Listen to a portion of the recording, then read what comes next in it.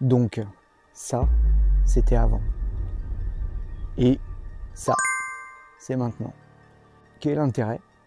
Quel est l'objectif de faire ce type de complément avec vos panneaux solaires? Je vais vous expliquer pendant la vidéo comment j'ai obtenu, comment j'ai fait ces panneaux, quelles sont leurs utilités réelles dans le fond et ce qu'ils apportent. Vous êtes prêts? C'est parti! Il faut que je vous donne un petit tuyau.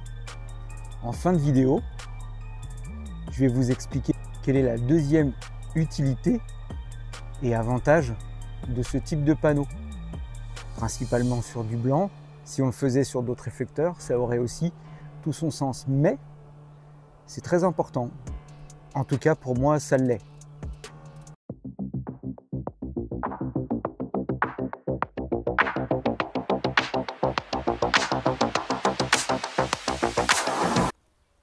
Je ne sais pas trop comment aborder ce sujet, qui est intéressant. C'est tout simplement pour optimiser la production de mes panneaux solaires bifaciaux. Non pas pour les belles journées comme aujourd'hui, parce qu'aujourd'hui il va faire super beau, les panneaux solaires vont avoir un rendement maximum. Non, il va y avoir un petit bénéfice malgré tout, parce que ça va augmenter. Mais c'est par rapport à mes constatations, c'est pas très important. Non, l'intérêt, c'est vraiment pour la partie hivernale.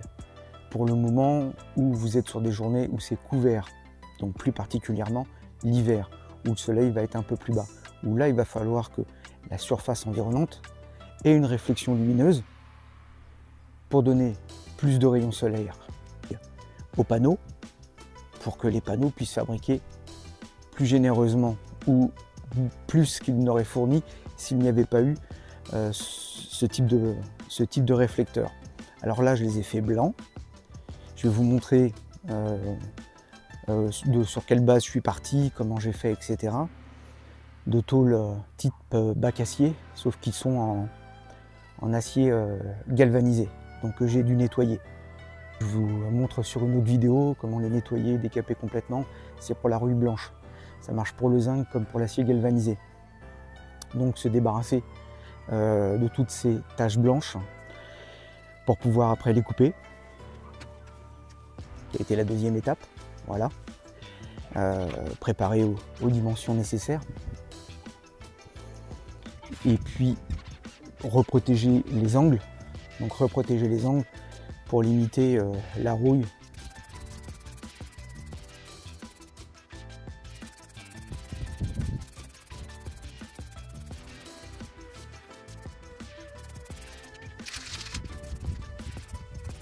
Donc après le décapage, le fait de retirer cette rouille blanche pour pouvoir peindre,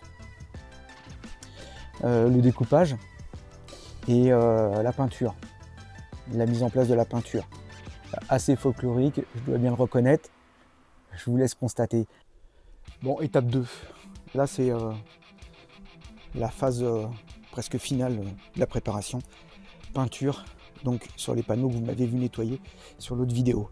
Alors j'innove complètement parce que sur mon compresseur que j'ai acheté, il y avait un pistolet à peinture. Donc, je me suis dit que c'était l'occasion d'essayer. Je ne l'ai jamais fait. Donc là je suis total dans le brouillard. J'ai regardé, j'ai lu certaines choses. On va essayer. J'espère que ça va bien se passer.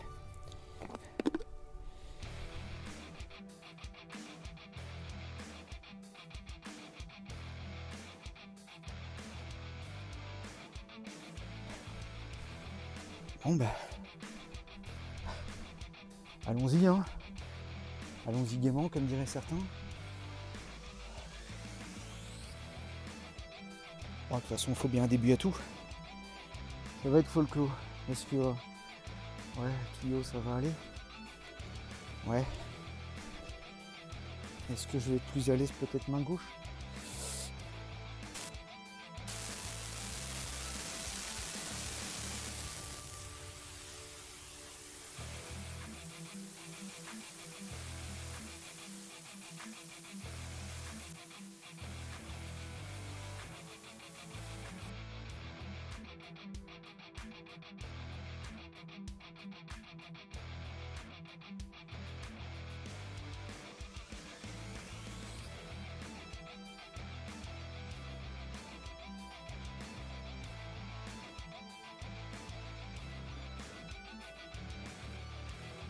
Bon, bah, de toute façon, ça, vous pouvez le faire aussi au pinceau sur ces panneaux-là. Pinceau, rouleau, en fait, que ça soit granuleux ou qu'il y ait des traits de pinceau, on s'en fiche. Ce qu'il faut, c'est que les panneaux soient recouverts. Voilà, qu'ils soient vraiment recouverts d'une couche blanche. C'est pour maximiser l'albédo. Voilà, et avoir un renvoi maximum des rayons solaires.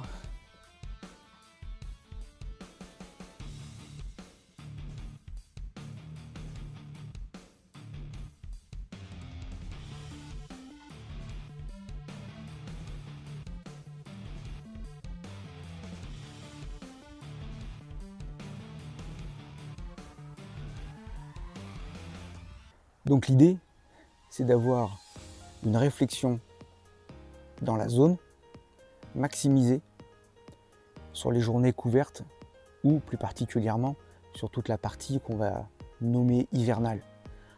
Parce que sur la belle saison, cet apport de panneaux blancs, c'est pas que ça va être insignifiant, mais l'apport va pas être, comment dire, significatif. Il va être présent, mais il va pas être très important. Là où ça va être intéressant, c'est vraiment sur des journées couvertes, toutes saisons confondues, et plus particulièrement sur toute la partie hivernale, où le soleil est plus bas, les panneaux ont besoin de réflexion, et quand la couverture nuageuse est vraiment bien répartie, les rayons tapent sur les nuages, rebondissent dans tous les sens. Et du coup, le flux lumineux n'est pas direct, comme c'est le cas à l'heure actuelle, où la journée est très claire, l'ensoleillement va être quasiment parfait. Donc là, le soleil tape directement dedans. Sur une journée couverte, les rayons du soleil tapent dans les nuages et se dispersent de partout. Et le fait de se disperser de partout, il faut arriver quelque part à les recapter. Et donc l'idée de mettre ce type de panneau blanc dans l'environnement de mes panneaux solaires, qui sont des panneaux solaires, je vous le rappelle, bifaciaux, ça va être de permettre tous ces rayons qui viennent taper sur les murs, qui viennent taper sur d'autres murs, qui viennent taper sur l'herbe, le gazon, etc., le récupérer sur cette zone pour les renvoyer par le dessous au panneau solaire. Le but, c'est vraiment pour optimiser et augmenter la rentabilité des panneaux sur l'hiver, où le soleil est plus bas, où c'est plus généralement couvert. Et là, sur du blanc, l'albédo tourne, on va dire, à plus ou moins 0,9.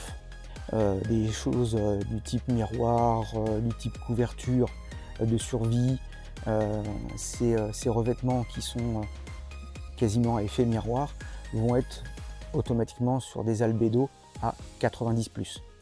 C'est difficile ou très onéreux de mettre ce type de surface en œuvre pour ce genre de projet. Donc le plus simple était de mettre du blanc. Je fais une petite aparté. Vos panneaux solaires, il faut qu'ils soient sur des lignes où vous n'allez rien mettre d'autre. Alors une ligne indépendante, façon de parler, j'ai tiré des lignes indépendantes, mais si vous utilisez votre ligne extérieure, si vous devez utiliser une tondeuse électrique sur fil ou un taille-haie sur fil, il va falloir mettre une rallonge dans la maison et pas utiliser la ligne électrique extérieure parce qu'elle sera déjà prise pour les panneaux solaires. C'est pour éviter les surchauffes, etc. Donc la question que vous vous posez, c'est est-ce que j'en tire un réel bénéfice? Comme je vous ai dit préalablement, sur des belles journées, c'est quasiment insignifiant. Sincèrement, c'est quasiment insignifiant. Par contre, sur des journées couvertes, et bien là, j'ai constaté la différence. La vidéo qui ne me parlera uniquement que des constats faits de positionnement de panneaux solaires, des constats de rentabilité et la différence entre avec et sans les panneaux blancs. Voilà, tout ça, ce sera sur cette vidéo-là, où là, on va vraiment parler rentabilité et productivité. Là, c'est vraiment le sujet de la mise en place. Est-ce que ça vaut le coup? Oui. Est-ce que ça a été pratique à mettre en œuvre? Ça a pris un petit peu de temps. Voilà, des panneaux comme ceux-là, tout blanc, vous pouvez en trouver. Moi, j'en ai pas trouvé. J'ai cherché, les prix étaient astronomiques, donc j'ai fait un coup d'un site où on peut trouver des choses d'occasion. Donc je les ai achetés dans l'état que vous avez constaté. Mais le gros intérêt, c'est qu'à la partie hivernale, qu'on l'ait que je l'ai au lever du soleil derrière moi, que je l'ai à midi sur cet axe-là, ou derrière vous sur le coucher, vu que la lumière va être diffuse due au nuage, et ben c'est là où ces panneaux vont renvoyer un max, au lieu d'être absorbés tout simplement par la tôle noire. L'albédo des tôles blanches, plus ou moins 0,9. L'albédo du bac acier gris anthracite, son albédo 0,1. Ça fait quand même une marge énorme. Donc, d'où l'idée de possiblement rajouter des plaques sur le dessous pour que quand le soleil couchant va être sur l'axe pour se glisser en dessous, parce qu'il y a un moment donné, le soleil se glisse en dessous des panneaux, il y a une réflexion aussi, et non pas une absorption du soleil, mais une réflexion. On verra, c'est à l'étude.